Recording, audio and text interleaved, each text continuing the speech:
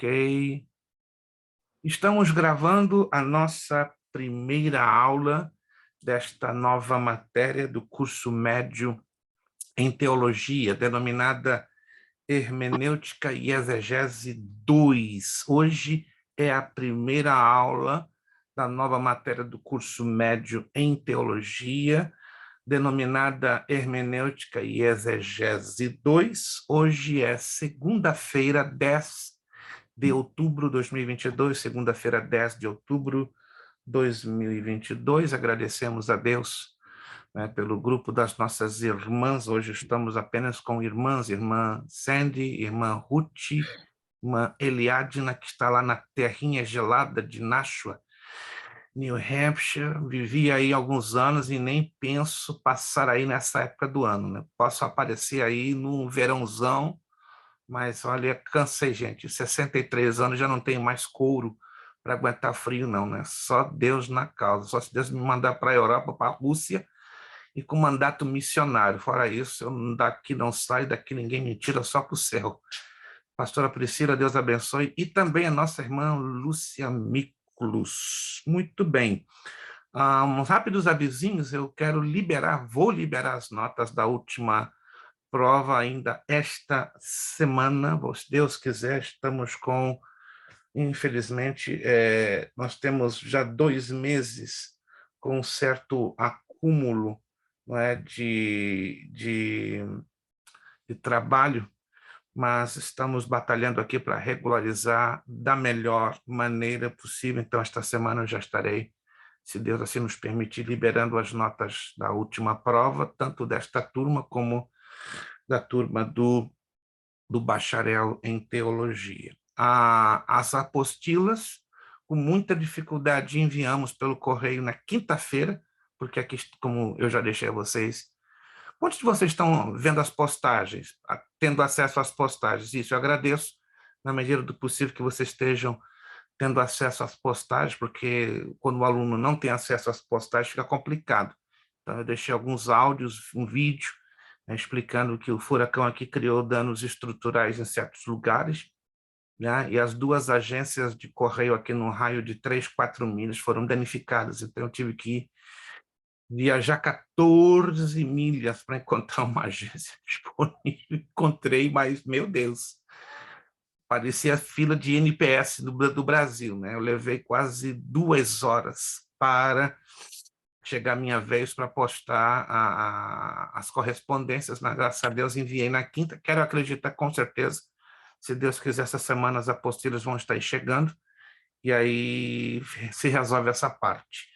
Vamos então começar. Eu creio que vocês conseguiram, né? Quero acreditar, né? Pelo menos imprimir as 7 primeiras páginas, né? Não há necessidade, como eu já orientei, de imprimir toda a apostila, só para acompanhar a aula de hoje, a primeira aula de hoje, que na verdade eu vou trabalhar com uma introdução, né? Não vou entrar a fundo hoje, mas eu vou trabalhar com uma introdução. Se vocês que estão observando aí a apostila, né? Não sei se vocês observarem a apostila, ela é uma apostila um pouco diferente.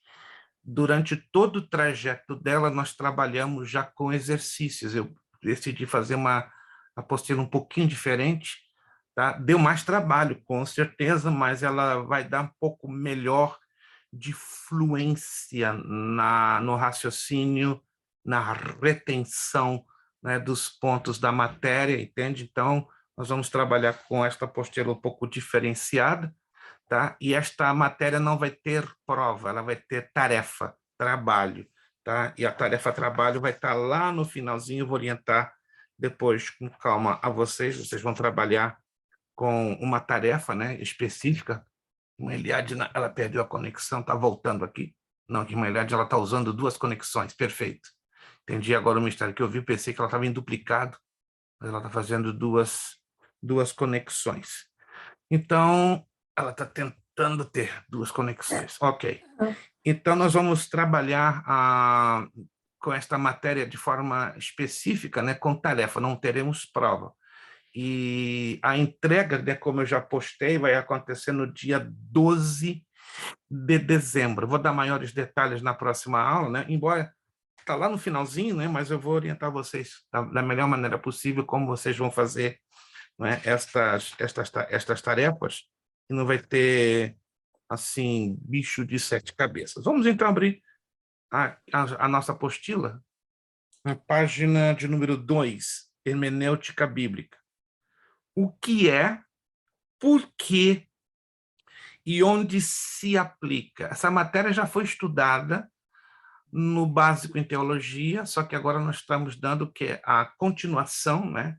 Ela é uma continuação e com um enfoque um pouquinho diferenciado, um pouco mais profundo e um pouco mais detalhado em relação ao que nós estudamos já na hermenêutica e exegese 1. Na verdade, foram os princípios, né? Bom, vamos lá. Os objetivos. Após o estudo desta unidade, você deverá ser capaz de dizer o que é hermenêutica, dar 3 razões por que é necessário estudar hermenêutica bíblica, relacionar 4 áreas importantes da aplicação da hermenêutica bíblica. Para nós iniciarmos, quem de vocês se lembra? Ninguém aqui é obrigado, embora essa matéria já foi estudada, né, a título de princípios no básico em teologia, ok? Tá? Talvez você se lembre, talvez não se lembre, mas vamos aqui para ajudar a refrescar a sua memória. Qual de vocês poderia abrir o áudio e me dizer em poucas palavras o que vocês entendem pela hermenêutica bíblica? O que vocês interpretam sobre o que é a hermenêutica bíblica? Qualquer uma de vocês pode abrir o áudio e me dar uma definição dentro daquilo que vocês entendem. É um ensinamento que nos leva a saber o que como é que se fala? Ensina a interpretar um texto. Perfeito. Irmã Ruth começou chutando e fazendo gol. É a ciência bíblica, tá, que nos ajuda a interpretar corretamente o texto da Sagrada Escritura. Convenhamos, vivemos num mundo onde a realidade dos achismos ela é constante, né? Sobretudo nas redes sociais. Você que tem rede social como Facebook, Instagram, Twitter, é surpreendente a quantidade de pastores, missionários, obreiros, e falo isso com muito respeito, que trazem a sua própria interpretação bíblica, e a coisa não é por aí. Eu posso ter uma visão do que eu entendo de um texto, mas a minha visão não é suficiente para encerrar, para fechar uma conclusão. Nós temos que aprender a conhecer a correta interpretação do texto. Então, estamos aí, ó. O que é hermenêutica? Número 1. Hermenêutica é a ciência que nos ensina as normas e os princípios de interpretação de um texto. Então, já estamos entendendo que para nós conhecermos a Bíblia, não é suficiente lê-la. Ler a Bíblia não é o suficiente. Nós temos que ler e entender. Aí temos um pequeno, não vamos dizer um pequeno problema, uma pequena barreira. Para entendermos a Bíblia, precisamos saber o quê? Interpretar. E muitos não entendem a Bíblia pela limitação ou pela falta básica de conhecimento nas regrinhas de interpretação. Essa parte eu quero deixar bem clara, irmãos. Temos que entender de uma vez por todas que para entendermos a Bíblia, temos que conhecer as regrinhas de interpretação. Se eu pego a Bíblia e desconheço essas regrinhas, estamos caindo num grave risco, num grave perigo de estarmos pregando, escute isso é sério, e ensinando heresias. Por isso não é de hoje surpreender. Você está num púlpito, e eu falo isso com profundo respeito, não me malinterprete, é que nem uma crítica a nenhuma igreja, a nenhum pastor, a nenhum obreiro, você vai ouvir qualquer coisa, menos uma correta interpretação do texto bíblico. E esse problema ele piora quando se ouve mensagens ou ensinamentos relacionados à escatologia bíblica, a doutrina dos últimos acontecimentos. Então, aí, sai da frente. A quantidade de falsas interpretações ou de erros ou de equivocações de interpretação é enorme. Deixa eu dar um rápido exemplo. Tem um texto que eu tenho certeza que vocês já passaram por ele, dezenas e dezenas e dezenas e dezenas de vezes, e vocês já devem ter ouvido uma interpretação que ela é tida como única, só que ela não é avaliada dentro do seu contexto, que é o que a hermenêutica nos exige dentro das várias regrinhas, é que nenhum texto pode ser avaliado ou interpretado de forma isolada. Abra lá a sua Bíblia no Evangelho segundo Mateus, capítulo 24, verso 14. Eu quero fazer essa aula de hoje o mais light possível, porque estamos introduzindo, né, o caldo grosso mesmo, a gente vai começar mesmo na próxima aula. Mas só para a título de esquentar os motores. Evangelho segundo Mateus, capítulo 24, verso 14. Quem de vocês encontrar primeiro, pode nos fazer a bondade de ler em voz alta. E será pregado. Pode ir. E será pregado este evangelho do reino por todo o mundo para testemunho a todas as nações. Então virá o fim. Preste atenção nesse texto. E este evangelho do reino será pregado a todas as nações como testemunho, e então virá o fim. Quantos já leram esse texto alguma vez? Pelo menos uma vez. E isto. Agora, vamos ser sinceras, bem sinceros, conosco mesmo. Quantos de vocês já ouviram, escutem, até mesmo, pregadores renomados? Quando eu digo renomados, são aqueles pregadores que são aplaudidos, reconhecidos, né? Não estou falando de pregadores gospel, estou falando dos pregadores renomados. E eu vou citar aqui só 2 nomes, nada mais, por uma questão de ética, de respeito, de carinho, tá? Não costumo citar Hernandes Dias Lopes e Augusto Nicodemos. Já ouviram falar deles dois? Hernandes Dias Lopes e Augusto Nicodemos, né? Ambos são presbiterianos. Admiro ambos, né? E como pregadores presbiterianos, como pentecostais ou não, todos nós temos nossas deficiências e falhas. Temos que ser humildes o suficiente para reconhecer onde podemos errar ou falhar, porque nós não somos detentores da verdade. Mas vamos lá. Pregadores renomados a nível de Hernandes Dias Lopes e Augusto Nicodemos costumam pregar o seguinte, usando esse texto: Jesus não poderá voltar, não poderá vir, sem que primeiro antes o evangelho seja pregado em todo o mundo. Quem já ouviu essa ideia, essa tese, essa afirmação da parte de alguns deles? Eu acredito que eu já falei alguma coisa anteriormente em outras turmas, ou até mesmo aqui com vocês. Isso não procede na interpretação da hermenêutica. Por que não procede? Preste atenção, não desgrude o seu olhar desse texto. E este evangelho do reino está sendo específico. Se fosse a palavra evangelho sozinho, me acompanhe, isolado, aí procederia a interpretação. Digamos, se fosse, e este evangelho será pregado em todas as nações, então virá o fim. Aí procederia a interpretação. Ou seja, Jesus não poderia vir sem que antes todo o evangelho fosse pregado no mundo. Mas aqui está sendo o quê? De forma específica. Evangelho do reino. Aí nós temos que usar hermenêutica. O que Jesus está querendo dizer com evangelho do reino? Presta atenção, me acompanhe. Lúcia já vai entrar em seguida. Se tem o evangelho do reino, então quer dizer que tem outros.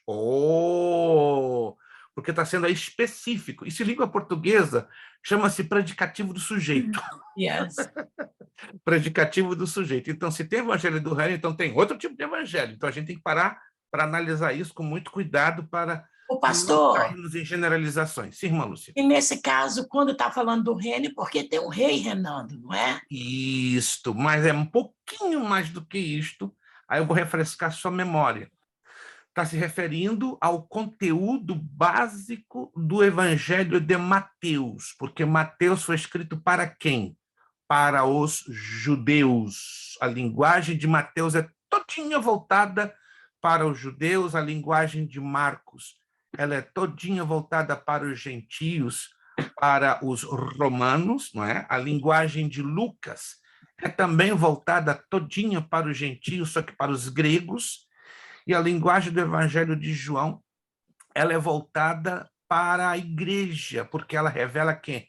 A divindade do Senhor Jesus Cristo. Já Mateus revela aos judeus Jesus como o rei, como o Messias. E anote aí, só dentro do Evangelho de Mateus, a palavra reino é mencionada 55 vezes. É isso aí. Só dentro do Evangelho de Mateus, a palavra reino é mencionada 55 vezes. Então, tudo tem que ser avaliado muito de perto. Temos que ter um cuidado redobrado para nós não fazermos interpretações espúrias, falsas, né? Cada um de nós podemos ter a melhor das intenções na interpretação do texto dentro daquilo que eu penso, que eu acho, que imagino, que eu creio. Mas não podemos, irmãos, porque isso é sério. Sério. Boa noite, irmão Jonatas. Pai do Senhor. Boa noite, Pai do Senhor, pastor. Perfeito. Pouquinho atrasado, mas pode pegar depois a aula no vídeo. Perfeito. Na medida do possível, né?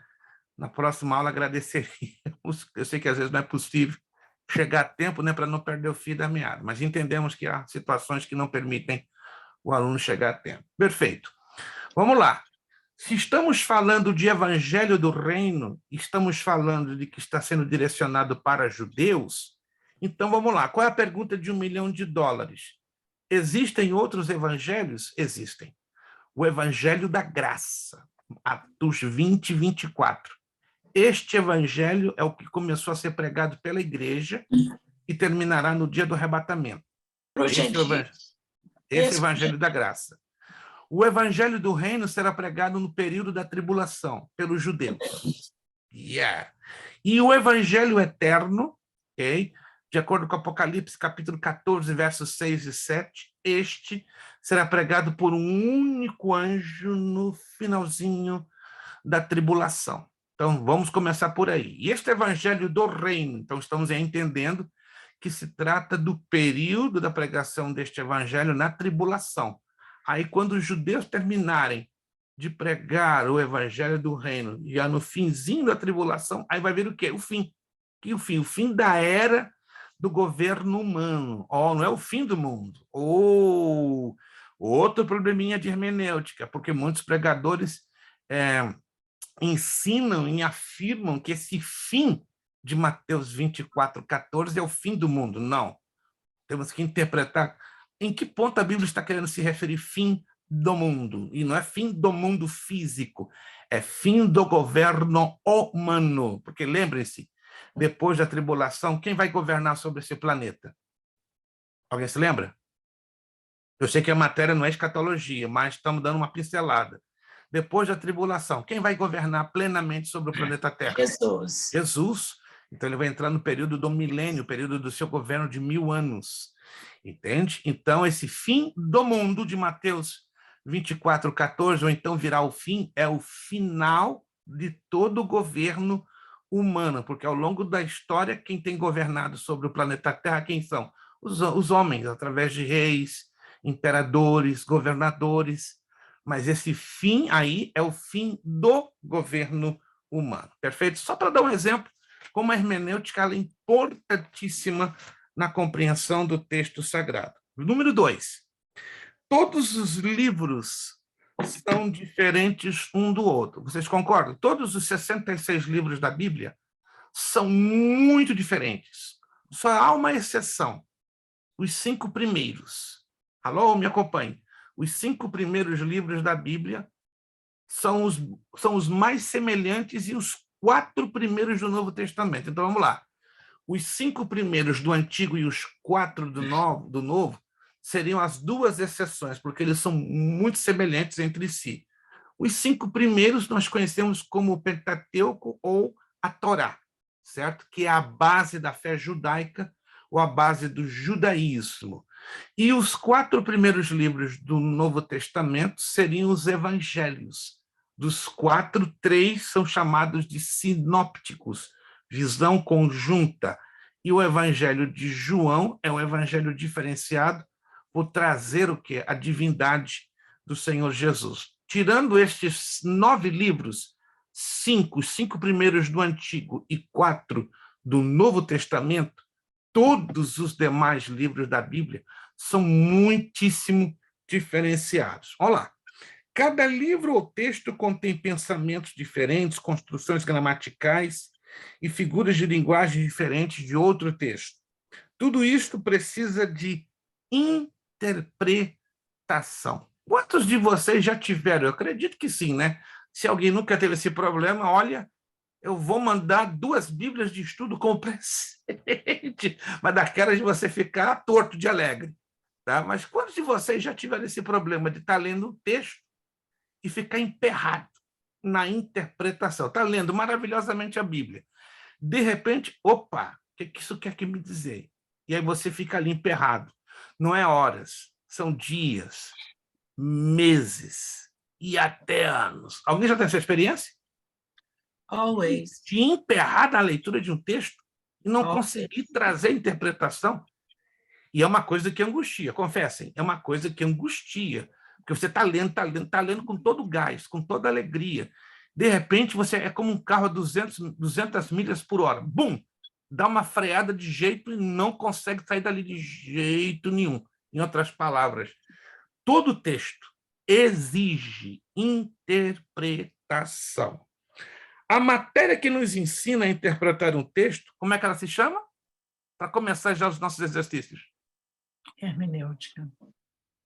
Hermenêutica. Coloque aí, se você puder anotar, né, já na primeira lacuna, porque nossa apostila ela foi escrita de uma maneira que a gente vai desenvolvendo as respostas. Hermenêutica. Vamos lá. Então, a matéria que nos ajuda a interpretar o texto sagrado é hermenêutica. Hermenêutica é a palavra de origem grega, número 3, e significa interpretar. É a ciência que nos ensina as normas e os princípios de quê? É a outra lacuna.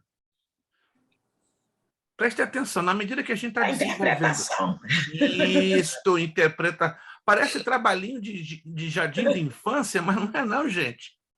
Essa apostila eu fiz ela assim de propósito, para você, no que está lendo uma linha, o exercício que vem na linha seguinte, ela já vai conter a resposta daquilo que você já leu na linha anterior. Alguém está percebendo isso ou não? Prestem bastante atenção. Essa apostila vai trabalhar sempre assim. Quando você vê as lacunas, você analisa. Qual é a resposta que eu vou dar para essa lacuna? Ela está baseada naquilo que eu já li em linhas anteriores. Então, procure focar isso, porque é a maneira que eu encontrei para ajudar vocês a reterem um pouquinho mais de conteúdo, um pouquinho mais de precisão, que a memória humana ela é limitada. Eu quem diga. A minha memória, cada dia que passa, está... Só Jesus na causa. Acho que eu vou ter que ir a Marlborough tirar o chip, só 1% da memória da irmã Ruth para me ajudar.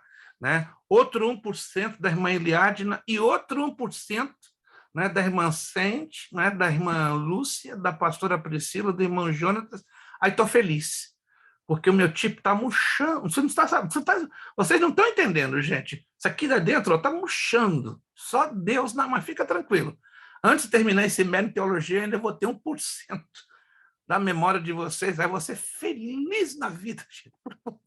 Eu estou sendo uma pessoa muito feliz. Eu acho que Gente, o senhor tem memória de elefante, porque você tem tanta não, coisa na sua cabeça. irmã, Meu a Deus! senhora está falando de outra pessoa. O que eu estou me esquecendo ultimamente me dá raiva, me dá bronca. Às vezes eu começo a chorar aqui no meu escritório. Senhor, o que está acontecendo? Aí meu filho me lembra, pai, 63 anos não são 6 dias. Eu sei, meu filho. O negócio está ficando preto para o meu lado. Mas tudo bem, antes que termine o curso médio, eu vou estar com 1% da memória de vocês, eu vou estar feliz da vida. Vamos lá, então, vamos lá. Princípios de interpretação. Escreveu aí interpretação de um texto. Isso é muito importante. Número 4, interpretação. Estão percebendo? Parece trabalhinho de criança, de dever de jardim da infância, mas é a forma que eu encontrei em montar essa apostila para vocês trabalharem com o quê? Repetição.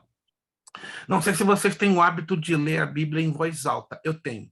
E aqui em casa já era uma agonia, né? Porque, graças a Deus, aqui o meu quarto, a casa em si, ela tem um isolamento acústico excelente, muito, né? Meu escritório pode estourar uma bomba aqui dentro, ninguém ouve o que está acontecendo lá do lado de fora, né? Porque, como nós vivemos aqui colados com o aeroporto, né? Se você sai agora, se eu sair agora com o laptop, né, com a câmera, vocês vão ver o ruído de avião que sobe e desce. É sem parar, sobe e desce. Mas eu estou aqui dentro, não serve nada. Coisa mais louca. Mas no que eu abro a porta ali da sala e coloco qualquer objeto que detecta o som, vocês vão pensar que eu estou dentro da pista do aeroporto de Orlando. É ensurdecedor o ruído. Quem está caminhando lá de fora sobe e desce, sobe e desce. Então, vamos lá. E falar em voz alta, para mim, é importante, né? Porque muitos de nós temos, por exemplo, a facilidade da memória visual e da memória motriz, ou seja, o ler e o escrever é o forte, no caso meu, mas não é o ouvir. Ouvir, não. A minha memória de audição é ruim demais. Tanto que eu tenho que falar em voz alta, né? Eu leio a Bíblia em voz alta. É a maneira que eu uso para reter o mais rápido possível na minha mente, né? Eu leio, às vezes eu pego um caderninho e escrevo o texto inteiro que eu estou lendo e ainda de quebra eu tenho que falar em voz alta. Então, nesse exercício, eu estou trabalhando com a repetição, para que a gente possa reter da melhor maneira possível. Número 4, interpretação. A hermenêutica é uma ciência no sentido de estudar a teoria da interpretação. Ela possui normas e princípios de estudo bem definidos. É a ciência que cuida da interpretação de um Texto. viu?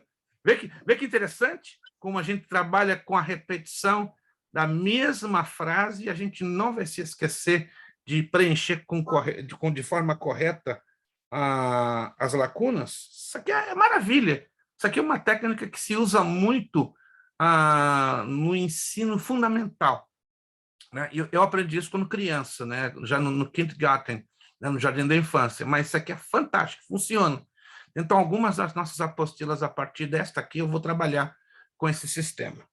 Aqui temos uma nota, preste atenção nessa nota. Não confundir hermenêutica com exegese. A hermenêutica é a teoria da interpretação do texto. A exegese é a prática, ou seja, a interpretação do texto aplicando as normas e os princípios fornecidos pela hermenêutica. Vou dar um exemplo a vocês aqui agora. Vamos lá, vamos abrir a nossa Bíblia na Carta aos Romanos. Abra a sua Bíblia na Carta aos Romanos, no capítulo de número 7.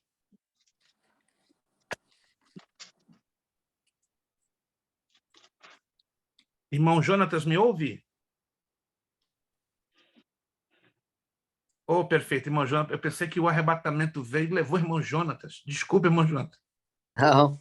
Se Jesus levar o irmão e nos deixar, ali tem sido injusto. Mas eu acredito que isso nunca vai acontecer. Carta aos Romanos, capítulo de número 7. Carta aos Romanos. Vou pedir com que vocês abram esse texto. Esse capítulo, melhor dizendo, né? Capítulo 7. E aí nós vamos aqui descobrir algo Na verdade, eu creio que nem é descobrir, eu creio que vocês já sabem, não é? Já sabem a que eu me refiro. Vamos ler, se vocês puderem anotar aí, 4 versículos.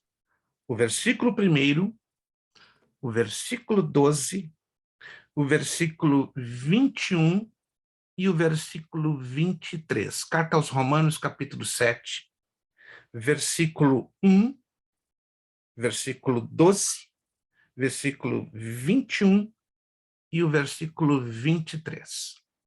Eu vou ler devagar cada um desses 4, aí nós vamos a algumas perguntas que nos levarão a usar a hermenêutica e a exegese bíblica ao mesmo tempo. Romanos 7:1. Não sabeis vós, irmãos, pois que falo aos que sabem a lei, que a lei tem domínio sobre o homem por todo o tempo que vive? Esse é o versículo 1º. Versículo 12. Assim a lei é santa, e o mandamento santo, justo e bom. Esse é o versículo 12. O versículo 21, muita atenção agora, por favor. Acho então que esta lei em mim, que, quando quero fazer o bem, o mal está comigo. Esse é o versículo 21. O versículo 23. Mas vejo nos meus membros outra lei, que batalha contra a lei do meu entendimento, e me prende debaixo da lei do pecado que está nos meus membros. Ok. Lemos os 4 versículos. Primeira pergunta. O que de comum, o que nos chama a atenção na leitura desses 4 versículos? Aí temos algo, temos um elemento, vamos dizer assim, um elemento dentro desses 4 versículos que muito nos chama a atenção, a menos que vocês não sejam observadoras, observador. Mas tem um elemento dentro desses 4 versículos que chama muito a nossa atenção. Qual seria esse elemento? A lei. A palavra lei. Perfeito. Percebam que é proposital que Paulo repita ou use com uma certa insistência a palavra lei. Não é uma coincidência. Segunda pergunta.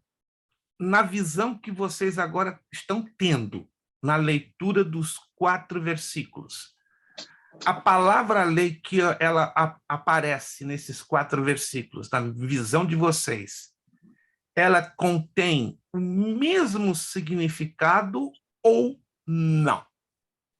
Leiam com atenção o versículo 1º, deem uma passada de olhos no versículo 12, no versículo 21 e no versículo 23, no ponto de vista de vocês, tá? A palavra lei tem o mesmo exato significado? Sim ou não?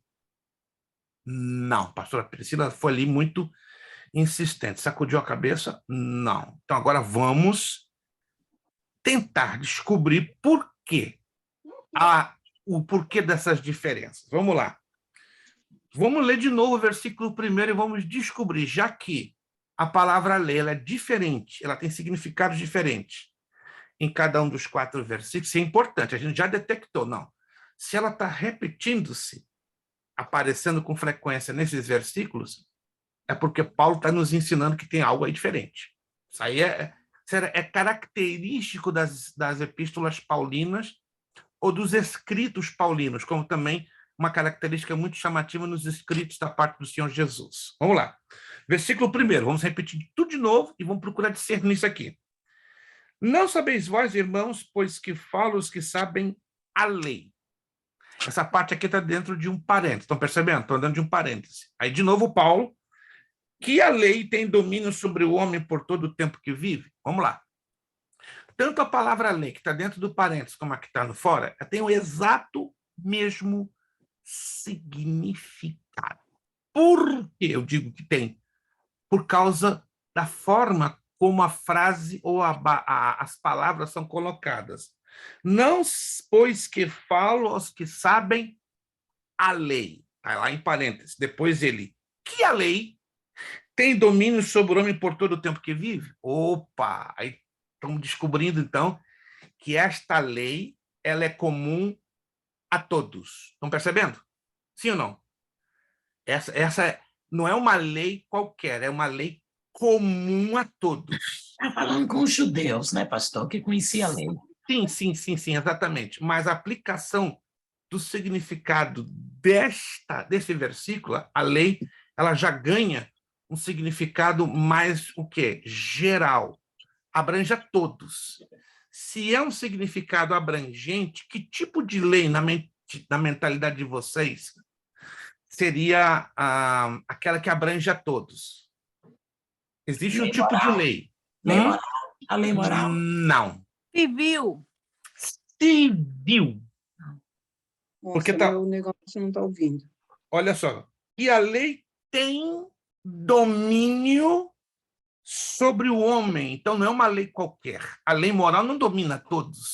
O que é moral para mim pode ser imoral para um chinês, um japonês, como, por exemplo, para o africano que não está na civilização, estar nu não é imoral.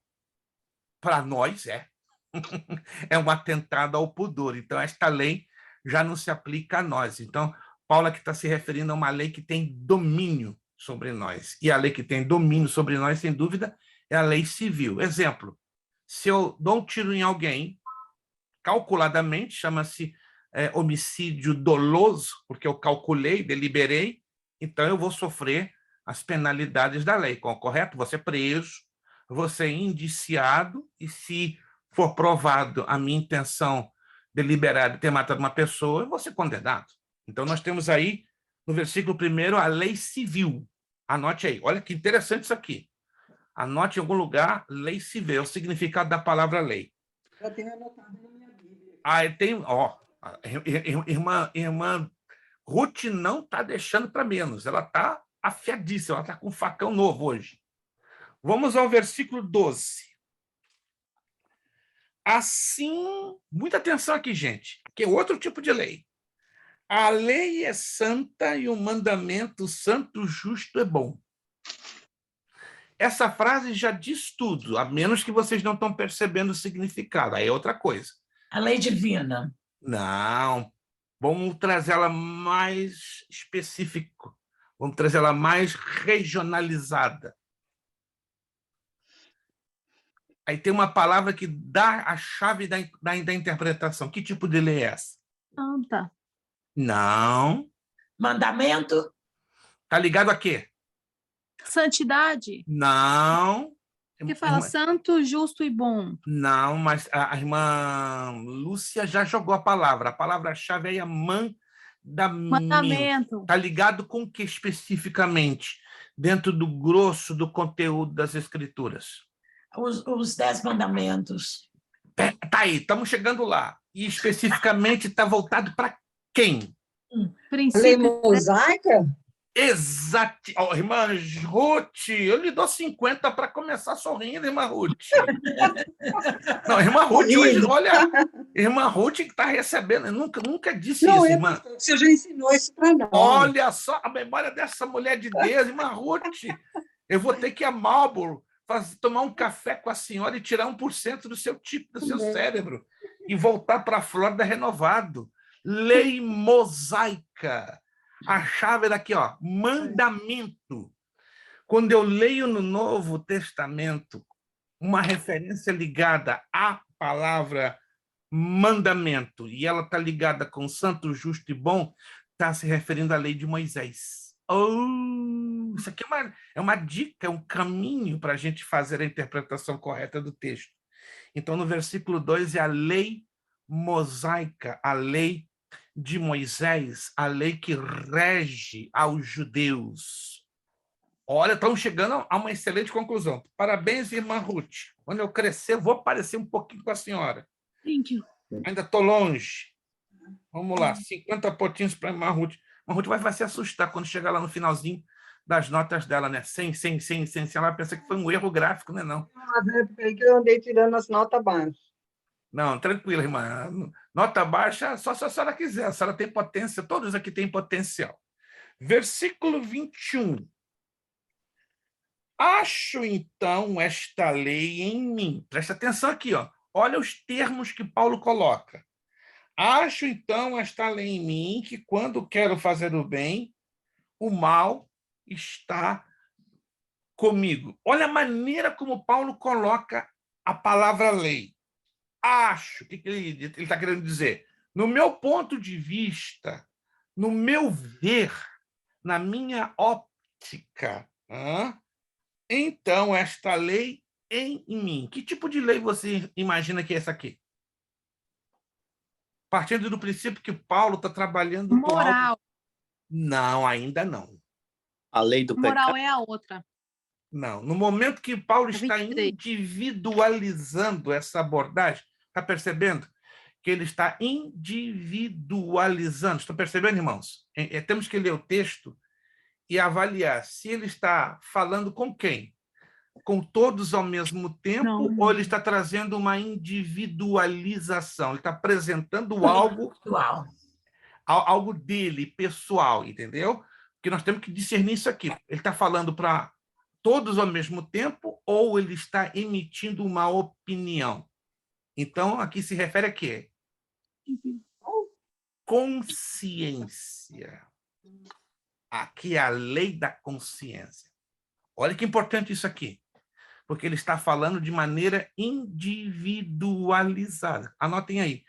Qualquer texto que apresente um ponto de vista da pessoa que está escrevendo aquela declaração bíblica, está se referindo ao quê? A uma individualização, a algo consciente para ele. Pode não ser consciente para a irmã Lúcia ou para qualquer um de vocês, mas para Paulo se tornou que a lei da consciência. Agora, o verso 23 ele é um pouquinho mais difícil, porque ele vai repetir várias vezes a palavra lei. É outra dica importante, olha só. Mas vejo nos meus membros outra lei, que batalha contra a lei do meu entendimento e me prende debaixo da lei do pecado que está nos meus membros.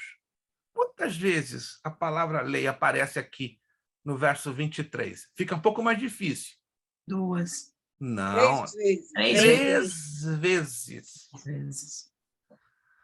3 vezes. Preste bastante atenção no que eu vou dizer. Toda vez que a Bíblia apresenta uma declaração baseada em 2, 3 vezes, se converte o quê? Em um princípio. Vou repetir. Todas as vezes que a Sagrada Escritura apresenta um ensinamento, uma declaração repetida de 2 a 3 vezes, a Bíblia está querendo nos dizer: isto aqui é um princípio meu, ou para a nação de Israel, ou para todos em geral. Como é que eu sei que isso é um princípio? Vamos lá em Deuteronômio. Eu com certeza já falei disso, mas por isso que eu estou usando essa aula para dar um pontapé inicial para refrescar a mente de alguns de vocês. Deuteronômio capítulo 17. Deuteronômio capítulo 17, versículo 6. Por boca de 2 ou 3 testemunhas será morto o que houver de morrer. Por boca de uma só testemunha não morrerá. Então, toda declaração ela está em cima ou está inserida dentro de um princípio. Então, se há uma confirmação desse princípio, tem que ser através de 2 ou 3 testemunhas. Deuteronômio 19, também ele repete, 19:15. Uma só testemunha contra ninguém se levantará por qualquer iniquidade ou por qualquer pecado, seja qual for o pecado que pecasse, pela boca de 2 ou 3 testemunhas se estabelecerá o negócio. Estão vendo aqui? Está de novo, mostrando que um princípio ele é confirmado através de 2 ou 3 declarações, que é um texto do Novo Testamento, primeira carta de João. Vamos lá, primeira carta de João. Isso tem que ser anotado, irmãos, porque essas são regrinhas que a Escritura Sagrada nos tem deixado. Primeira carta de João, capítulo 5, versos 7, 8 e 9.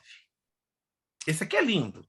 Isso aqui é fantástico. A primeira carta de João, capítulo 5, versos 7, 8 e 9. Porque 3 são os que testificam no céu: o Pai, a Palavra e o Espírito Santo. E esses 3 são um. Verso 8. E 3 são os que testificam na terra: o Espírito e a água e o sangue. E esses 3 concordam num. Verso 9. Se recebemos o testemunho dos homens e o testemunho de Deus é maior, porque o testemunho de Deus é este que de seu Filho testificou. Anotou, então? Todo princípio é confirmado na base de 2 ou 3. Então, já que aí a palavra lei ela é repetida por 3 vezes, aqui nós temos o quê? Um princípio. Então, aqui é a lei como um princípio. Uau! Anote isso aí. Isso aqui é importantíssimo para chegarmos à conclusão de uma correta interpretação. Então, recapitulando, versículo 1 é a lei civil. Versículo 12, a lei mosaica. Versículo 21, a lei da consciência. Porque Paulo está falando de forma o quê? Individualizada, personalizada, pessoal. E o verso 23, uma vez que é repetida a palavra lei 3 vezes, cai o quê? No princípio. Então, é lei como um princípio. Entenderam? Perceberam? Não é fácil interpretarmos assim, de golpe, de forma rápida e imediata. Pastor, mas nesse versículo 23, nesse caso aí, a gente teria que separar todas as 3 leis aqui ou não, para entender melhor? Não, porque elas fazem parte de um só contexto. É de um só contexto. Ó. Vejo que nos meus membros outra lei, que batalha com a lei do meu entendimento e me prende debaixo da lei do pecado. Então, aqui é a lei como princípio, mas mostra que as formas como essa lei opera como princípio. Porque existe o princípio do pecado.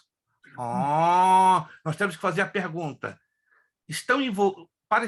Para nós afirmarmos um princípio, tem que termos consciência se tem conexão com a nossa vida espiritual. Então, existe conexão com a lei do pecado conosco? Sim. A lei do pecado nos mexe, nos altera, nos perturba. A lei do entendimento. Nós temos entendimento para discernirmos as coisas espirituais das coisas físicas, humanas e materiais. Então, temos que descobrir se esse tipo de lei interfere na nossa vida espiritual. Se não interfere, significa... Mas essa lei que ele refere aqui da mente, ele está falando de um homem interior. Do homem interior, exato. Com o nosso ser, mexe com o nosso ser espiritual. Tudo que é feito dentro da nossa mente, do nosso entendimento, pode nos afetar para bem ou para mal na nossa vida espiritual. E a lei do pecado nem se fala. Entendeu? A lei do pecado ela é a mais terrível de todas as leis que podem confundir a nossa vida espiritual. Então, essas 3 estão interligadas com uma só, como um princípio. Então, anote aí.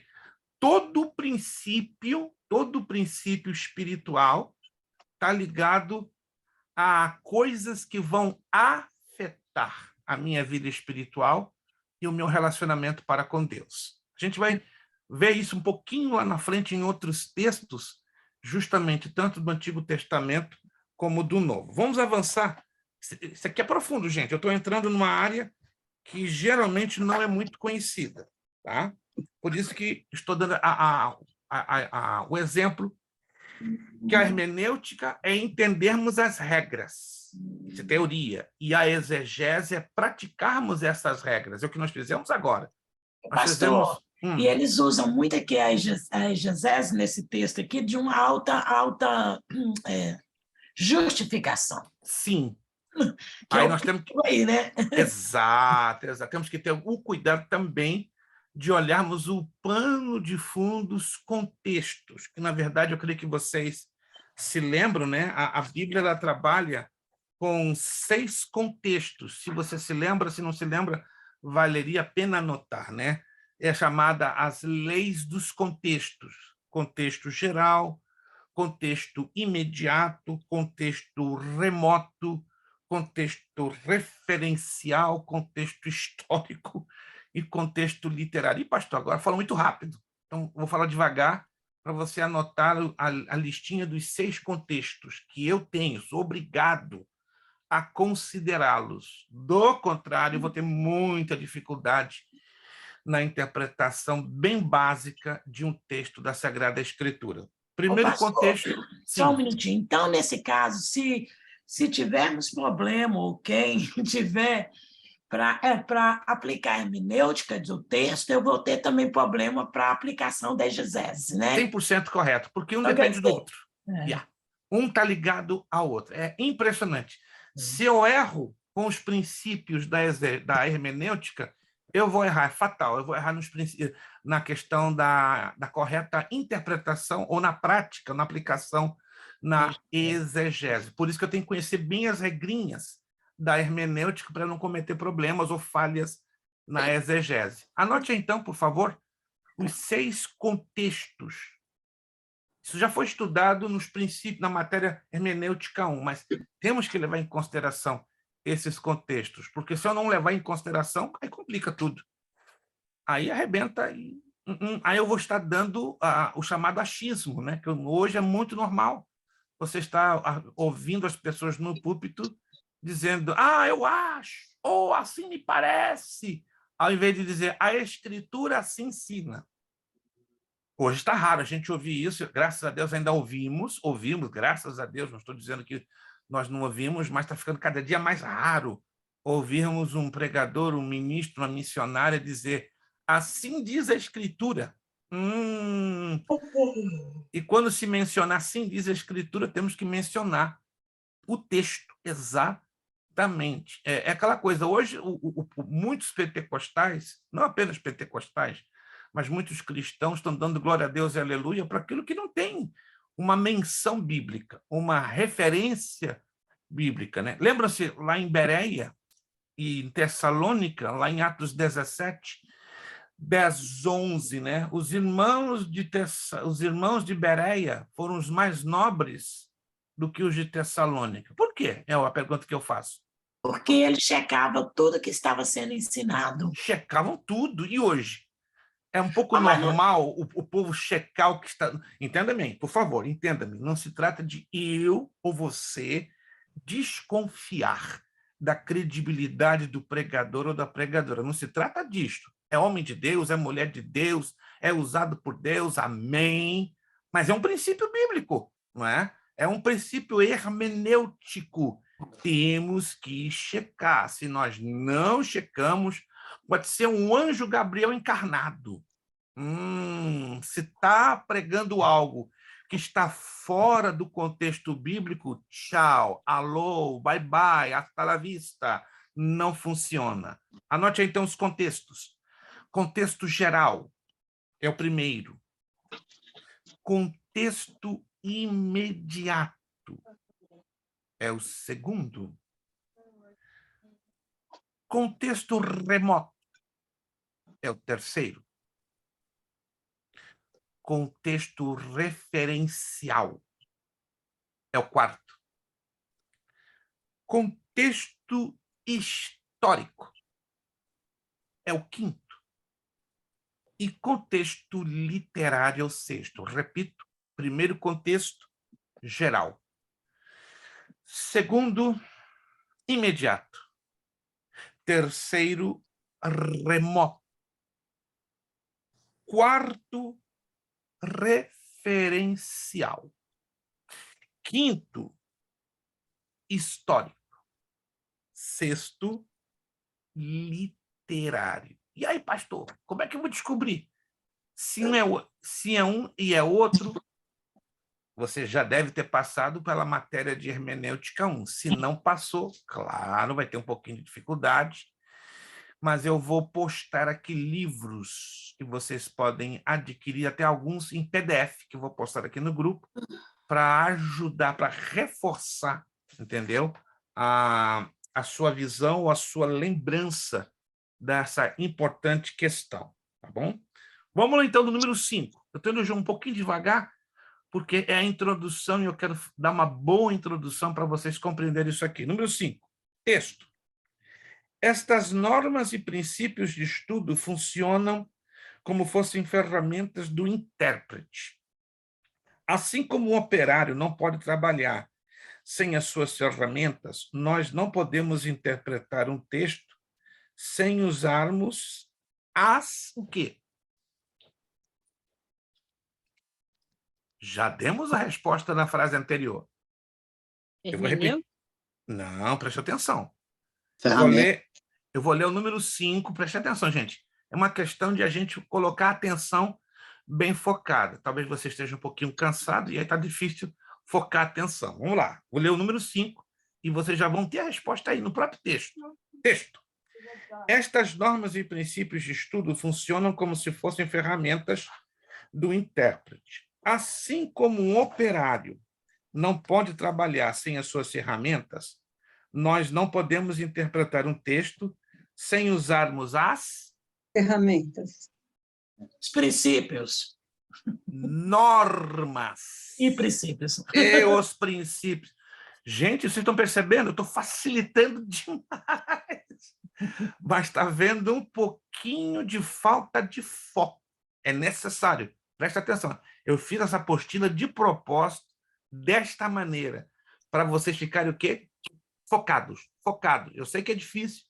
Muitas das vezes fazemos uma leitura com foco, mas eu vou exigir que vocês tenham foco, porque eu estou dando praticamente já as respostas nas linhas anteriores que estamos lendo. Vocês estão percebendo isso, gente? Então, eu vou pedir uma grande gentileza, tá? Quando você receber a sua apostila, eu espero que ela chegue essa semana, procura ler, não é, as partes que já estudamos e algumas que vamos estudar à frente, que vocês vão ter um caminho muito bem andado para, na hora dos exercícios, já está a coisa bem focada na mente de vocês, está bem focada, que eu estou percebendo que alguns estão com um pouquinho de problema no foco, mas isso é fácil. Pastor, Sim. E assim, o senhor falou normas. Pode ser usada a palavra regras? Também. É um substitutivo. Normas, regras. Se fica para a senhora mais fácil regras, é válido, contanto que tenha a Que veio na minha mente a palavra regras, mas eu titubeei. Falei, não vou falar. Sim, não. Se é uma palavra sinônima, tem o mesmo sentido, o mesmo significado, válido, entende? Né? Não seria válido dizer, por exemplo, normas, calções. Norma e calção não tem nada a ver, né? O preto e branco não tem nada a ver, mas normas e regras, sim, tem tudo a ver. Número 6. Normas, princípios. Preste atenção, é pegadinha, para lembrar. Sublinhe a resposta certa. Hermenêutica é a ciência que nos ensina qual das 3? Letra A, como interpretar a vida pessoal do autor de um livro. Letra B, as normas e os princípios de interpretação de um texto. Letra C, como redigir um livro ou texto. Qual seria? B. As normas e princípios da interpretação de um texto. Isto é letra B. Então, vocês estão ligadas, tomaram o Red Bull, estão acordadas. Agora aqui, a atenção é redobrada. Letra B, 7B. As normas e os princípios de interpretação de um texto. Hermenêutica é, então, o quê? A teoria que nos ensina as normas e os princípios. É a teoria perfeita, irmã Eliade. Não, irmã Eliadna recebeu agora unção dobrada. Vamos lá. É a teoria que nos ensina o quê? As normas e os princípios. As normas e os princípios. Maravilha, irmã Eliadna. Termina a bênção. Agora deixa eu pensar. A senhora já tem a resposta aí, olhando para a senhora. Como interpretar um texto. Isso, fechou. De interpretação de um texto. Estão percebendo, gente? Eu estou facilitando bastante a capacidade de memorização da parte de você. Isso é uma técnica chamada relação em cadeia. Então, eu quebrei a cabeça, né, entre aspas. Né? Entre aspas, eu já usei essa técnica dezenas de vezes, mas eu falei comigo mesmo, não, eu vou fazer diferente. Eu vou escrever uma apostila e vou colocar o estilo do texto na chamada relação em cadeia. O que é relação em cadeia? Eu vou estar fragmentando o texto em pequenos exercícios e propositalmente dando as respostas, né, nas frases que antecedem a estas lacunas. Se você ficar focado, não vai ter nenhuma dificuldade, porque você vai estar caindo o quê? Na repetição. E vocês sabem que a repetição é uma técnica de memorização. Quantos sabiam que a repetição é uma das técnicas de memorização? Então, vou trabalhar bem pesado com esta técnica nesta apostila. Parabéns, irmã Eliade e irmã Lúcia Mícolas. Então, teoria que nos ensina as normas e os princípios de interpretação de um texto. Isso, vai anotando, porque tudo isso vai ser levado em consideração na realização do trabalhinho que vem lá na frente. Não tem mistério. Virando a página. Vamos lá. Número 8. Ciência, normas, princípios, interpretação, texto. Que legal! Vocês já sabem o que significa hermenêutica? Dê então o seu conceito. Vamos lá. Aí tem que ser um conceito seu, baseado no que já estudamos. Já estudamos sobre o que é ciência, normas, princípio, interpretação e texto. Agora dê o seu conceito. Aí uma coisa sua, pessoal. Qualquer um pode me dar aí o seu conceito. Hermenêutica é, então, a interpretação que nos ensina as normas e princípios. Ai, eu já embananei aqui. Não.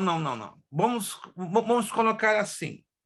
A hermenêutica é a ciência bíblica que nos dá as normas e os princípios para a correta interpretação do texto sagrado. Anote, então, vamos colocar tudo de forma uniformizada, padronizada, para facilitar a linha de pensamento.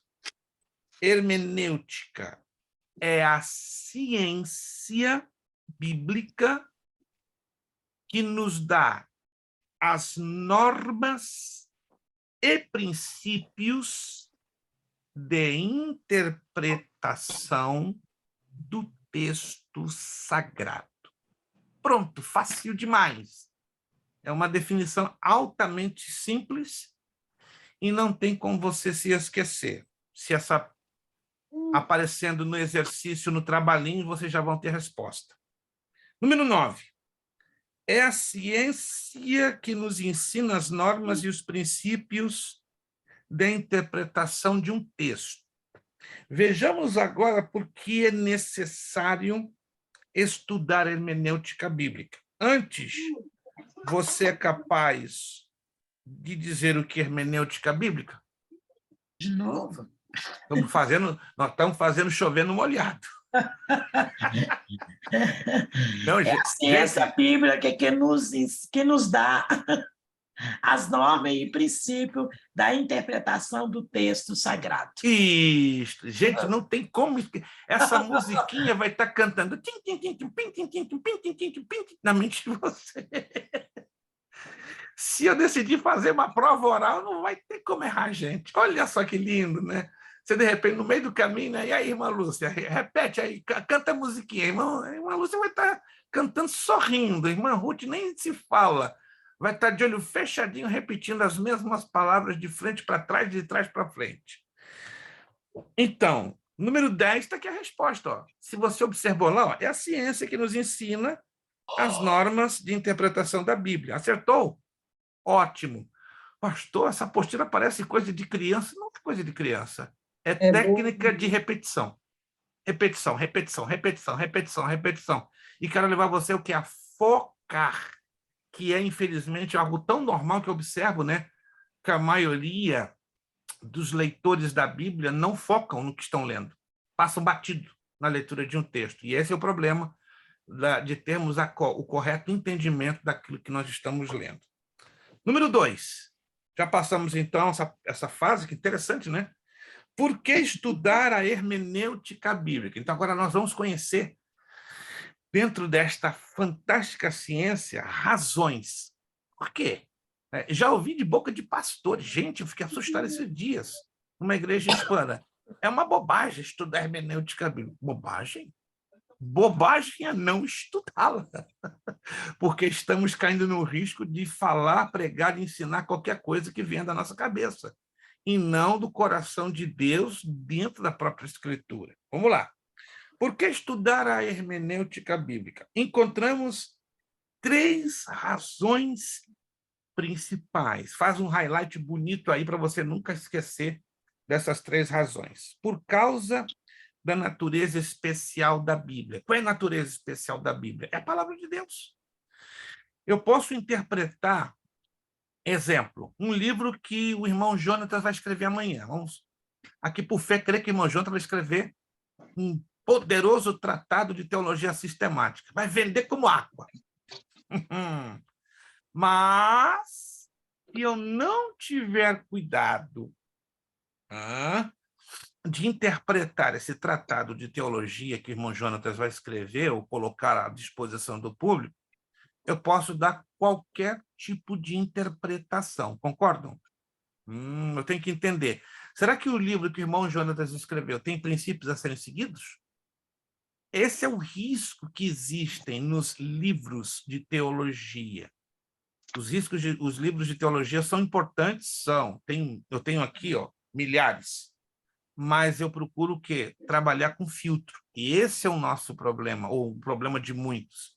Não temos conhecimento dos filtros para avaliar se o que eu estou lendo é legítimo e tem fundamento bíblico. Tem, por exemplo, Bíblias cujas notas de comentário têm abordagens heréticas. Vou dar um exemplo, só um exemplo, porque é um ponto de vista herético. Mas, se for intencional ou não da parte do autor, eu desconheço. Pelo menos eu não tenho nenhum tipo de conhecimento, eu já estudei, já investiguei ao longo de anos, e eu não cheguei a uma conclusão clara, embora eu conheci pessoalmente o autor desta Bíblia que eu vou mencionar agora. Alguém já ouviu falar da Bíblia de Estudo Shedd? Nunca ouviu falar? Irmão Jonas, pastor Russell Shedd, pastor de origem batista. Sim. Pastor de origem batista. Ok. Eu gosto. Uma excelente Bíblia, só que, 2 pontos. Nos comentários, nas notas de estudo, existem situaçõezinhas que temos que usar igual ao bacalhau. Por que igual ao bacalhau? Bacalhau é gostoso no mundo, né? No planeta. Desde que você saiba tirar o sal, ou deixar a quantidade apropriada de sal e retirar as espinhas. Se você come o bacalhau in natura, ou seja, ele vai estar salgadíssimo e vai estar com um problema das espinhas. Aí você não come, de jeito é ruim. Você comer um bacalhau carregado de espinhas e carregadíssimo de sal.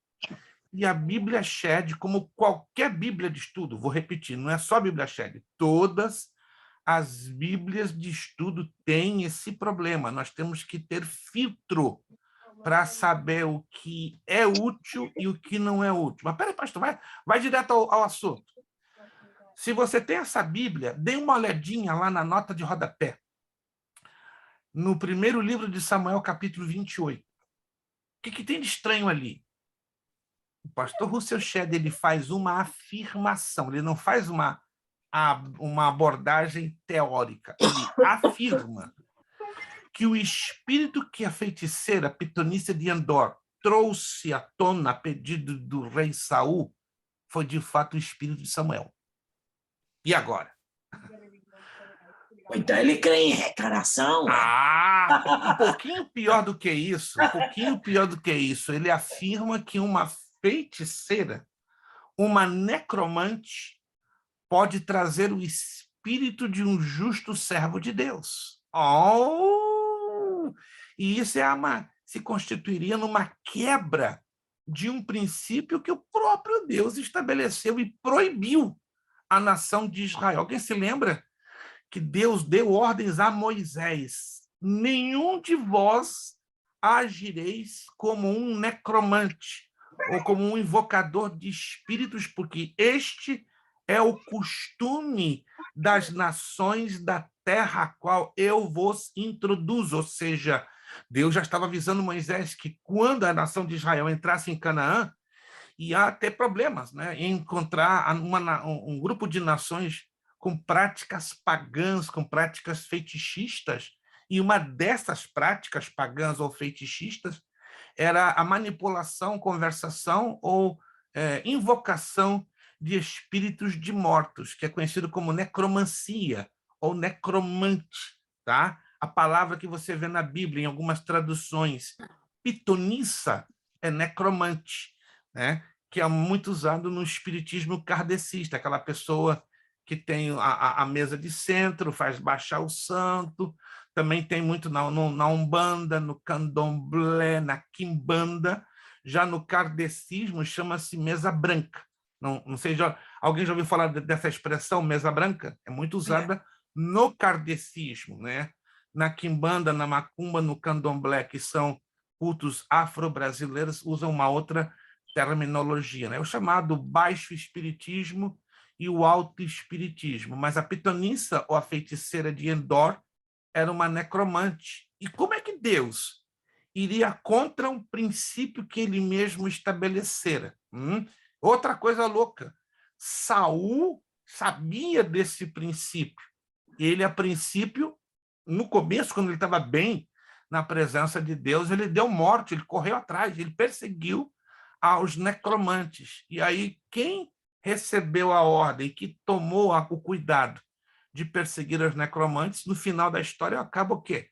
Abraçando aquilo que ele mais perseguia, que era a necromancia. Estão entendendo, gente? Então, vamos aos princípios bíblicos. Uma coisa é eu ler uma Bíblia de estudo e eu ler numa nota de comentário um princípio que não tem nada a ver com os princípios bíblicos. Tem uma outra Bíblia, não vou mencionar, porque ela pode gerar um choque se eu mencionar o nome dessa Bíblia, mas eu vou evitar de não criar um choque nem um escândalo. Tem uma Bíblia muito usada pelos pentecostais, mas muito. Tem um texto na primeira carta de Paulo aos Coríntios, em um capítulo, lá na nota de rodapé, afirmando que Paulo defende o divórcio. Independente da causa. É muito estranho isso. Você lê com todas as letras. Ou seja, nós temos que ter muito cuidado com as Bíblias de estudo. Não estou desanimando nenhum de vocês a não terem Bíblias de estudo. Eu tenho centenas, mas eu tenho que ter filtro. Se eu não tenho filtro, eu prefiro não ter Bíblia de estudo. É o que eu recomendo a muitos alunos. Vocês querem ter Bíblia de estudo? Amém. É louvável, desde que você tenha filtro. E para ter filtro... Mas da Thompson, pastor, a Thompson é muito boa. Não, a Thompson é fantástica. Ela, na verdade, ela é uma Bíblia de cadeia temática, que nos ajuda a lançar mão das ferramentas da hermenêutica. Esse é o problema que a maioria não sabe usar. A Bíblia Thompson, ela é uma dinamite nas mãos de qualquer um que saiba usar. Ela é fantástica. Não se precisa de nenhuma Bíblia. Se você sabe usar a Bíblia Thompson, esquece as demais. Não desprezando, por exemplo, a Bíblia arqueológica, eu tenho, é muito boa. Tá? A Bíblia escatológica, que foi lançada em espanhol há algum tempo atrás, ela é fantástica, mas são Bíblias que requerem o quê? Termos um mínimo de filtro. E esse filtro está ligado ao quê? À hermenêutica. Pastor, a King, eles falam que ela não é muito recomendada, porque tem... Qual? A King. Depende, em inglês ou em português? Português. Em português, infelizmente, eu não recomendo. Então, eu não já ouvi recomendo. esse comentário que não é recomendo. boa. Já me deram uma de presente há 2 anos atrás, gastei 6 meses lendo todos os comentários e me assustei um pouco. Me assustei um pouco, né? Voltei a ler de novo, gastei mais 4 meses, levei 10 meses lendo 2 vezes os comentários e confesso, 50% dos comentários são como espinha de bacalhau. Atravessa aqui, ó, e aí tem coisa boa que a senhora pode se aproveitar, mas 50% tem que jogar fora e 50% se usa. Então, para aluno que não tem critério, que não tem filtro, não recomendo a King James. Agora, se o aluno já tem um pouco mais de maturidade, um pouco mais de experiência em leitura da Bíblia e em filtro teológico, sem nenhum problema. Mas eu, basicamente, particularmente, não recomendo. A Thompson, eu recomendo. Bíblia Plenitude, vocês já ouviram falar? Recomendo. Tremenda. Ela é muito imparcial. A Bíblia Plenitude, ela não apresenta pontos de vista, ela apresenta dados informativos e teológicos, né? Que nós temos que observar até que ponto as Bíblias de estudo elas estão apresentando dados informativos ou pontos de vista do autor que as escreve. Essa é a situação, tá? Se é uma Bíblia que está apresentando dados informativos, não tem perigo nenhum. Agora, se está expondo comentário como ponto de vista, aí temos que redobrada atenção. Vamos lá. Então, por isso, a primeira razão, porque é a palavra de Deus. Então, eu não posso interpretar a palavra de Deus de qualquer maneira. Letra B, porque de várias maneiras os homens são diferentes entre si. É o que acabamos de falar. Por isso que temos centenas de Bíblias de estudo. E algumas delas são excelentes. Outras temos que ter um cuidado redobrado. Eu não vou aqui citar nomes, por uma questão, repito, de ética. Eu trabalho muito com questão de ética. Existe uma Bíblia, presta atenção, eu vou dar as características, mas eu não posso dizer o nome, porque eu estaria como expondo a pessoa e pode soar como se estivesse aqui trabalhando com uma acusação barata, e não se trata disso. Há um pastor brasileiro, aqui nos Estados Unidos, que lançou há uns 3, 4 anos atrás uma Bíblia com o nome dele. Olha só que interessante. O nome do fulano é tal, é a Bíblia de estudo do fulano tal. Me deram de presente. Gente, eu quase infartei. Como é que é? É tudo da cabeça dele. É impressionante. Ele criou a hermenêutica dele. Você acredite ou não. Eu não posso citar o nome dele.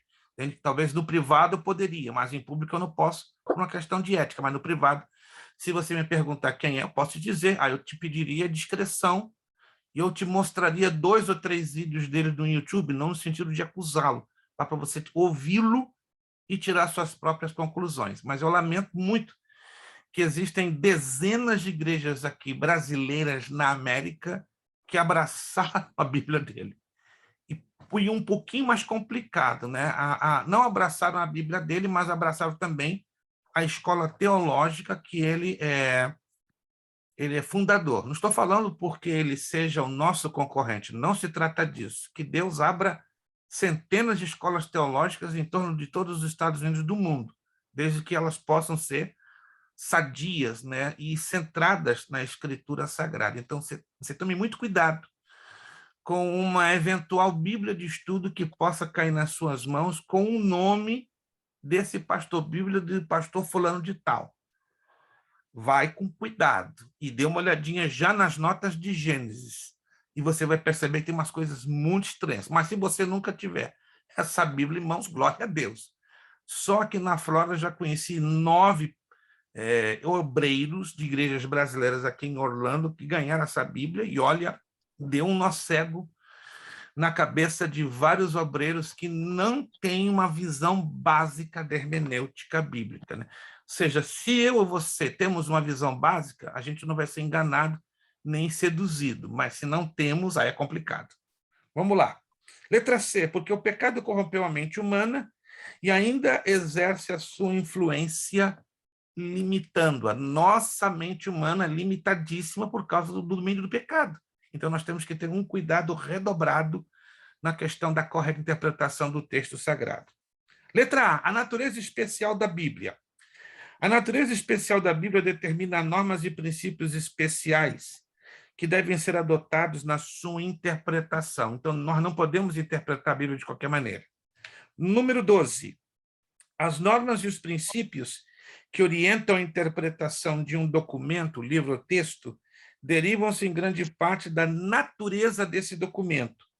Ao ler uma poesia, você não interpreta como se fosse um romance ou uma crônica, e sim como Uma poesia. uma poesia, obviamente.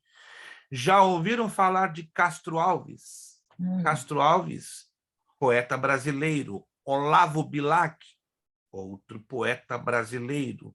José de Alencar. Como? José de Alencar. José de Alencar. Eu viajei na maionese agora, nas minhas aulas de literatura portuguesa. Meu Deus, a Moreninha, José de Alencar. Meu Deus. Deixa quieto, irmã Lúcia. Eu já fui em 1972 agora. Fui longe. Machado de Assis. Luiz de Camões. Alguém já ouviu falar de Luiz de Camões? Já ouvi falar, mas nunca li nenhuma É literatura. o pai da língua portuguesa. Assim como William Shakespeare é o pai da língua inglesa, né? Wolfgang Goethe é o pai da língua alemã, e Dante Alighieri da língua italiana. Luiz de Camões, se quiser só ter em mente, né? É o pai da língua portuguesa, né? Ele foi o autor da grande obra chamada Os Lusíadas. Os Lusíadas. Então, estamos falando de poesia. Então, anote aí, poesia. Por falar de poesia, antes que nós entremos no ponto 13, nós temos 10 minutos para terminar nossa aula. A Bíblia tem livros especificamente que falam de poesia, sim ou não? Sim. Sim, ó, irmã Ruth está liga. Gente, deram uma lata daquelas boas de Red Bull.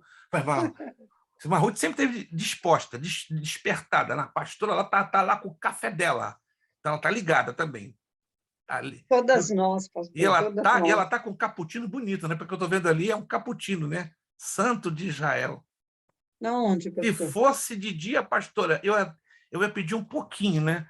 Mas de noite, se eu colocar cafeína aqui, acabou o homem. Eu não tenho a sua juventude nem do pastor Genivaldo para tomar um cappuccino às 10 horas da noite. Eu não tomo café, mas cappuccino e chocolate quente. Quando De chega essa noite. Não, e aí já deve estar friozinho, né? Então tá pedindo um cappuccino ou um chocolate quente. Mas se eu fizer isso à noite, esquece.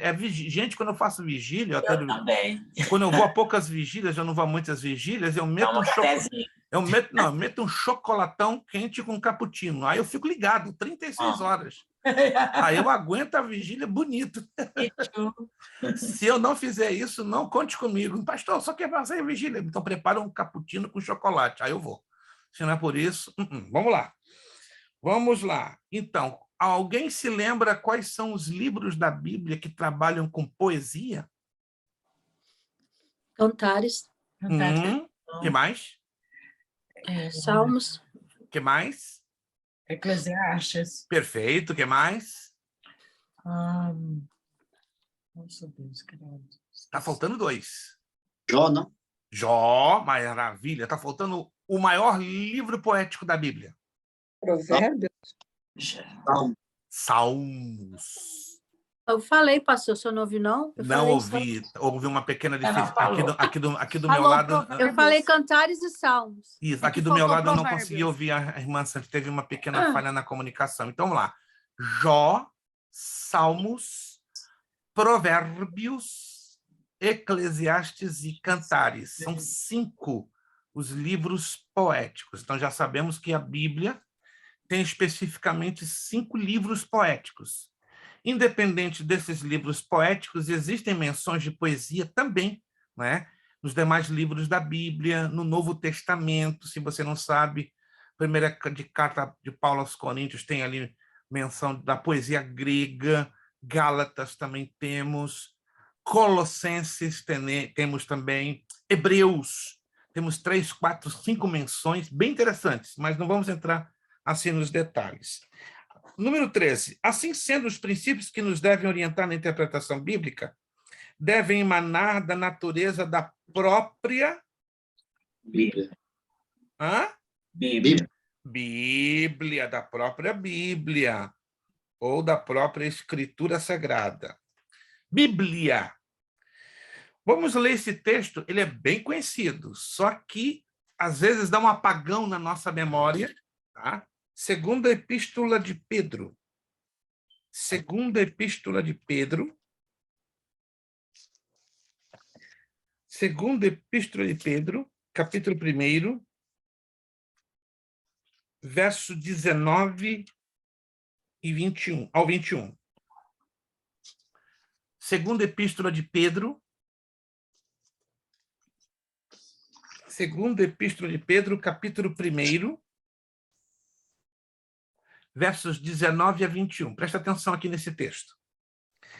E temos muito firme a palavra dos profetas, a qual bem fazeis em estar atentos, como uma luz que alumia um lugar escuro até que o dia esclareça e a estrela da alva apareça em vosso coração.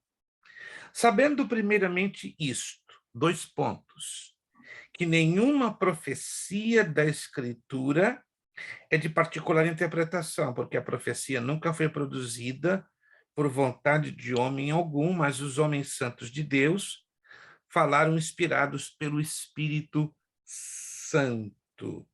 Já era tempo de usar a Bíblia, né? Não achamos? Muito bem. Antes da gente avançar,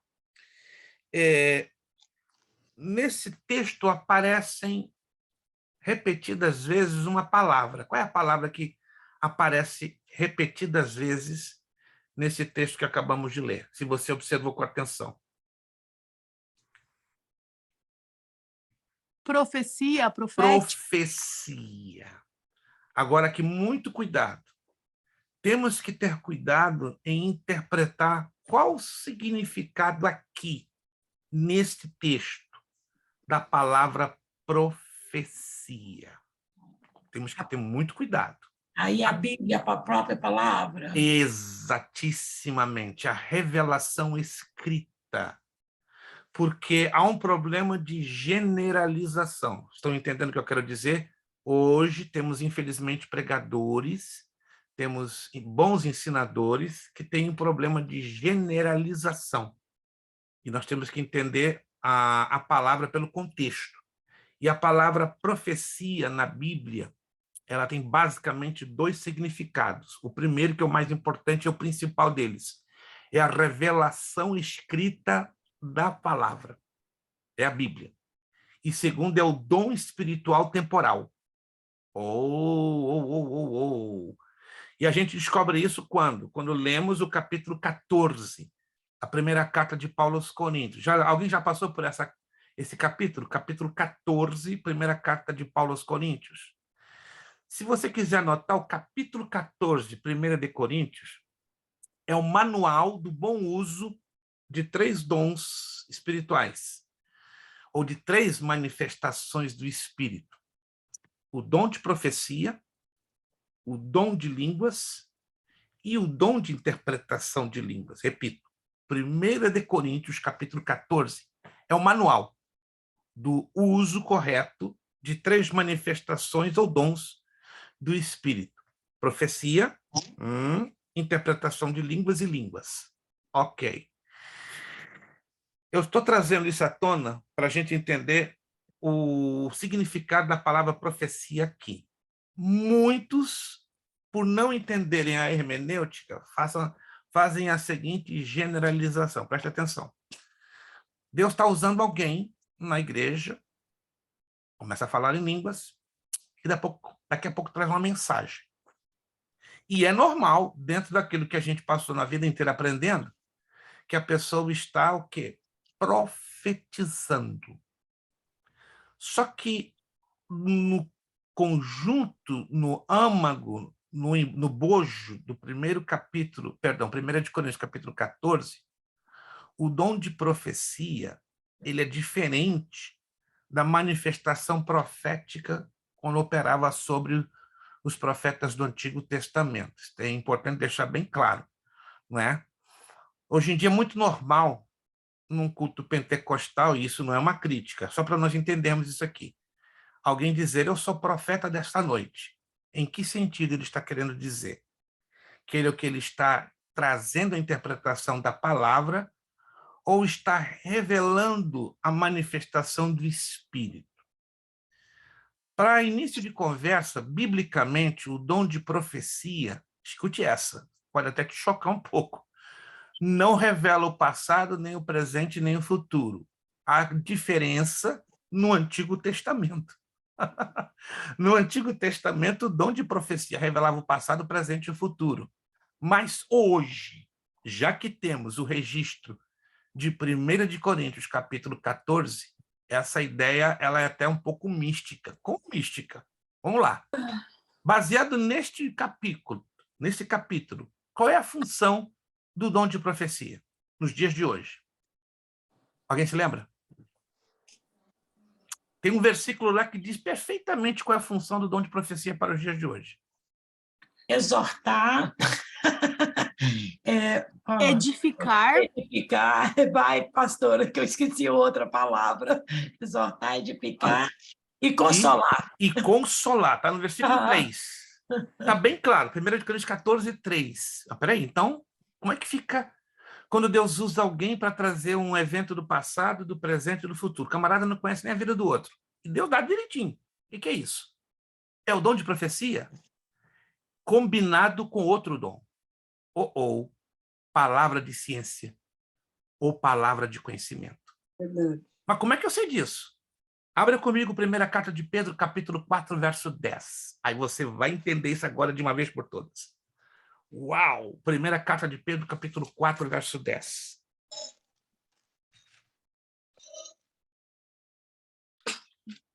E tudo isso a gente aprende quando estuda o quê? A hermenêutica. Aí você destrincha, você abre esse leque e desmancha vários maus entendidos. Primeira carta de Pedro, capítulo 4, verso 10. Cada um administre aos outros o dom como recebeu, ou como bons dispenseiros. Dispenseiro quer dizer mordomos, cuidadores, administradores. Dá o quê?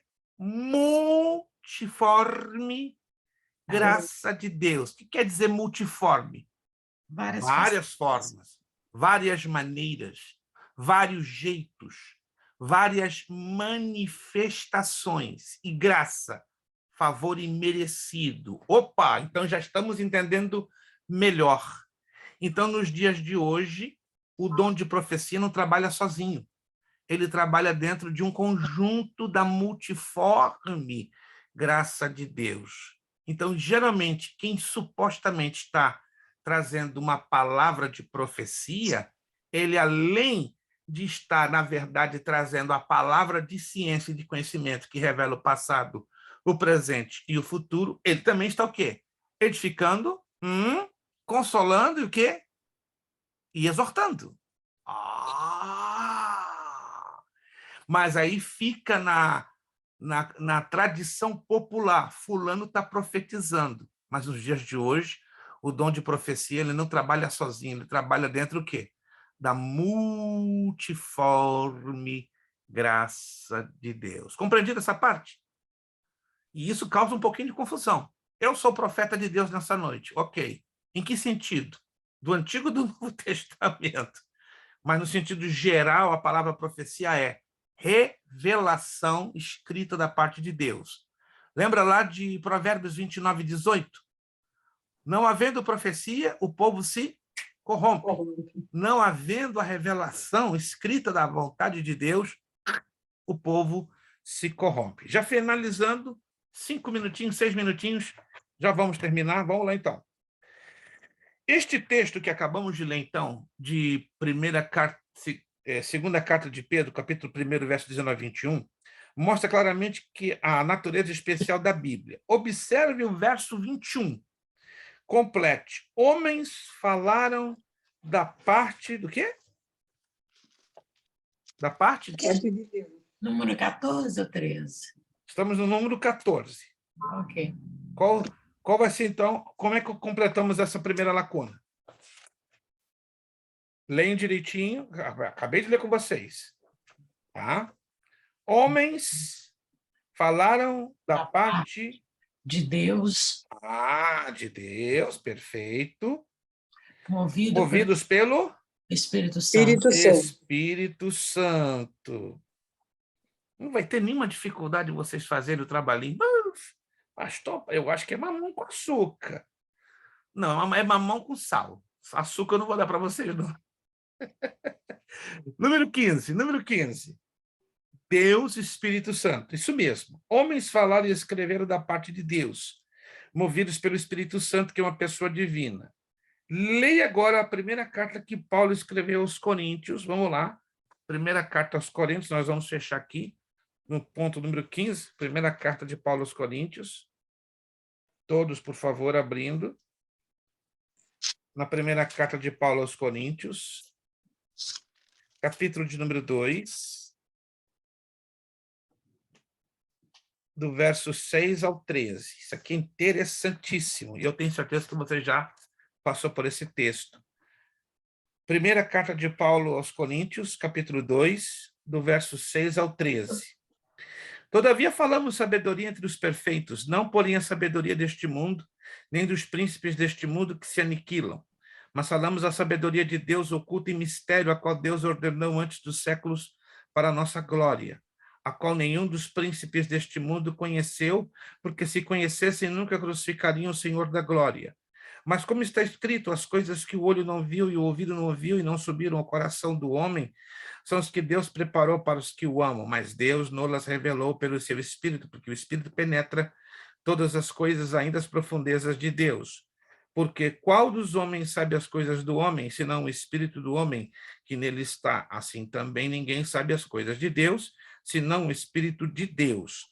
Mas nós não recebemos o Espírito do mundo, mas o Espírito que provém de Deus, para que pudéssemos conhecer o que nos é dado gratuitamente por Deus, as quais também falamos, não com palavras de sabedoria humana, mas com as que o Espírito Santo ensina, comparando as coisas espirituais com as espirituais.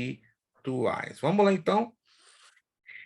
Deus e o Espírito Santo, já lemos esse texto. Então, Paulo, para finalizar, já estamos finalizando, concorda com o texto que acabamos de ler. Sim ou não? Sim. Yes. Perfeito. Não tem dúvida, não tem dúvida, não tem dúvida. Se ficou alguma dúvida, complica. Vamos a 2 de Timóteo 3,16, aí damos por encerrada a nossa aula de hoje. É a nossa última abordagem, segunda carta, ou segunda epístola de Paulo a Timóteo, capítulo 3, versículo 16. Toda escritura é divinamente inspirada, toda escritura divinamente inspirada é proveitosa para ensinar, para redarguir, para corrigir, para instruir em justiça. Quem inspirou as escrituras? Espírito Santo. O Espírito Santo. O Espírito Santo. Não sei se vocês se lembram, quando se fala sobre a inspiração da Bíblia, na teologia há um termo. E ele é baseado também numa palavra grega. Se alguém aqui se lembrar, ninguém é obrigado. Isso já foi estudado em hermenêutica e em bibliologia. Hermenêutica 1 em bibliologia. Se alguém aqui se lembrar, eu terei a alegria de dar 80 pontos. Aí, irmã, você gostou dela?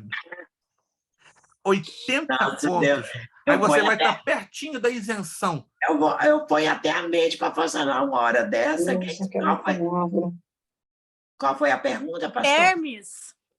Não. Vou repetir.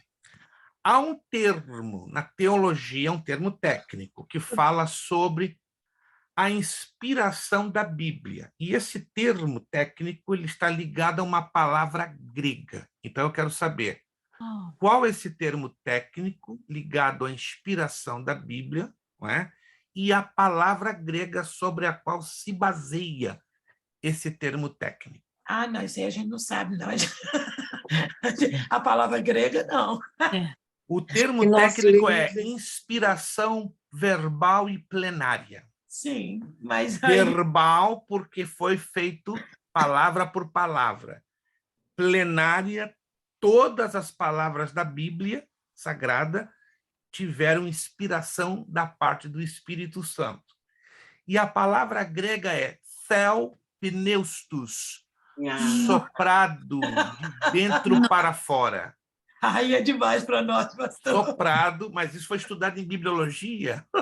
Mas nós não gravamos isso, não. Tá lá, a irmã Ruth se lembrou lá. Olha a memória de mamute da irmã Ruth. Memória tá de formiga. Não, A minha. a minha é de ameba, de micróbio. Da irmã Ruth é de mamute. Misericórdia, pastora, aí o senhor está me subestimando, porque eu sou muito fraca de memória. Não, minha irmã, estou lhe sobreestimando. Tem o sub e o sobre. Eu estou lhe sobreestimando. Gente, a gente para por aqui. Na próxima aula, a gente entra, então, com a questão da nota. Repete Palavra só a palavra, por favor. Eu queria que o senhor repetisse aí de novo, pastor. Ok, Isso, preste né? atenção, então, já para dar o fechamento com chave de ouro. O termo técnico que a teologia usa com respeito à inspiração do Espírito Santo sobre a Bíblia chama-se inspiração verbal e plenária. Verbal, porque cada palavra da Escritura tem a plena inspiração do Espírito Santo. E o termo grego usado para esta expressão, inspiração verbal e plenária, é a palavra grega theopneustos. Theopneustos, T-H-E-O-P-N-E-U-S-T-O,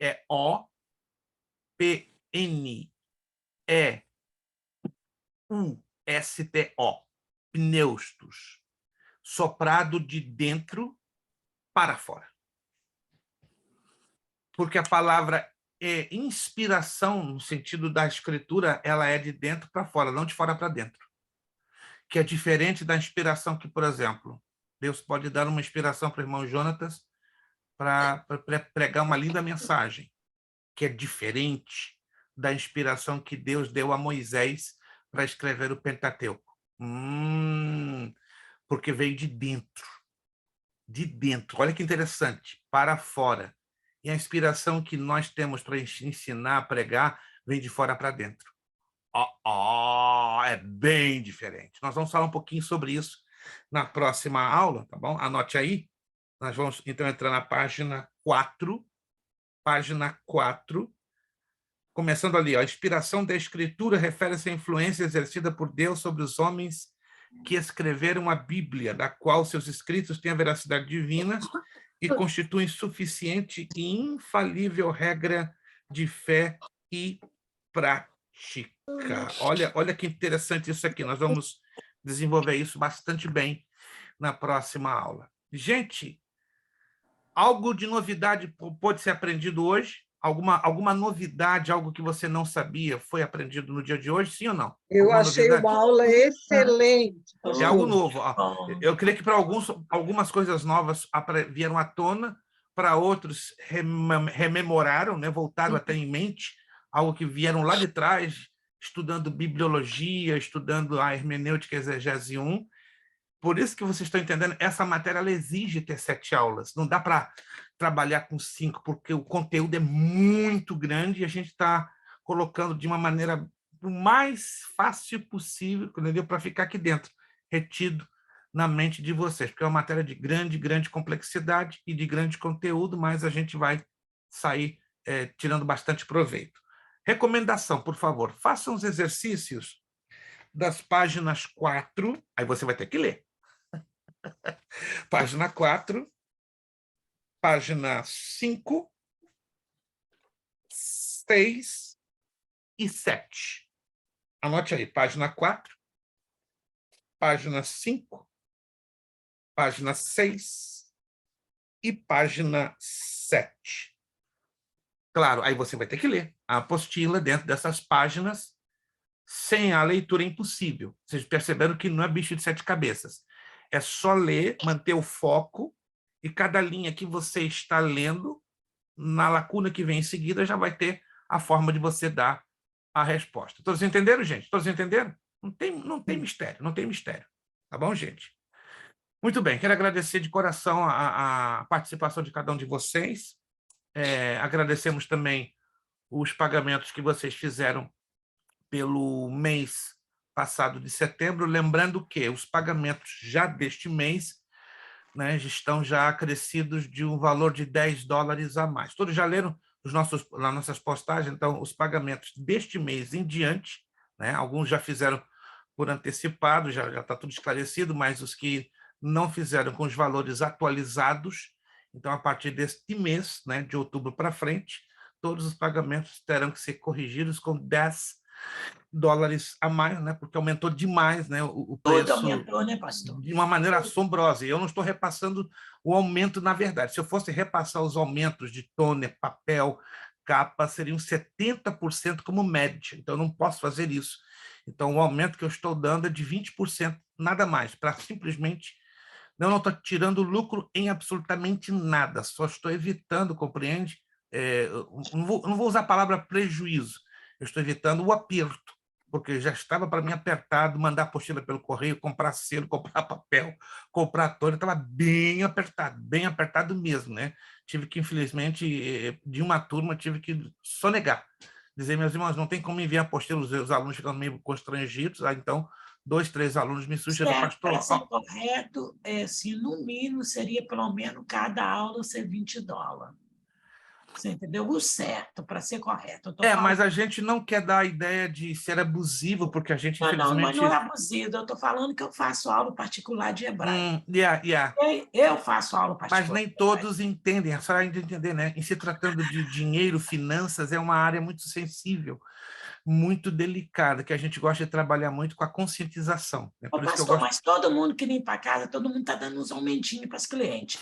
Eu não vou dar aumento de $10, porque eu acho que não vale a pena, porque ninguém aumenta todo mês. Você está entendendo como é que é? Sim. Ninguém aumenta todo mês. Então, para mim, aumento 20, 25 já de uma vez. No ano que vem, sim, em janeiro, estamos já trabalhando com a planilha, entendeu? Estou, inclusive, com a minha contadora, ela que me orienta também em todos os sentidos da escola, então ela me sugeriu, pastor, tenta então em janeiro fazer uma remodificação nos valores, quem sabe $20, e não vai ser injusto.